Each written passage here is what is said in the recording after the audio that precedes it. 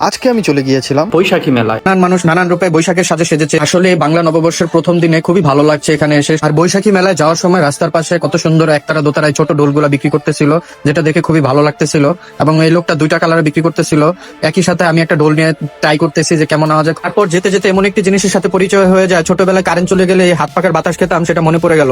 এই জিনিসটা বাজানো খুবই ইন্টারেস্টিং লাগতেছিল, এটাও একটা ঢোলের মতো। তারপর হাঁটতে হাঁটতে লেগে গেল পিপাসা, খেয়ে নিলাম সেই বিখ্যাত মহব্বতের শরবত। এই শরবতটা ভার্সিটির কিছু আপু ভাইয়েরা আজকের এই দিনে বিক্রি করতেছিল, আমার কাছে ভালোই লাগছে। চলে গেলাম সোহরাওয়ার্দী উদ্যানের ভিতরের মেলা। এখানে একটি সাধ্য ঘোড়া ছিল, এটাকে আমি আদর করতেছিলাম, খুবই ভালো লাগতেছিল।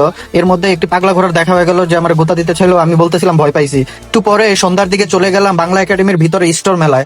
এখানে এই খোদাই করা পিতলের জিনিসগুলো খুবই ভালো লাগতেছিল, গ্লাস মগ থেকে শুরু করে নানান সামগ্রী ছিল যা পিতলের। স্টল গুলো ঘুরে দেখতে দেখতে পেয়ে গেলাম আরো একটি সুন্দর স্টলের সন্ধান, যেখানে মাটির জিনিসপত্র তৈরি করা ছিল। আর এখানে সবচেয়ে বেশি ভালো লাগলো আমার এই মাটির গরুটা, এটাকে এত সুন্দর করে রং দেওয়া হলো যা দেখতে খুবই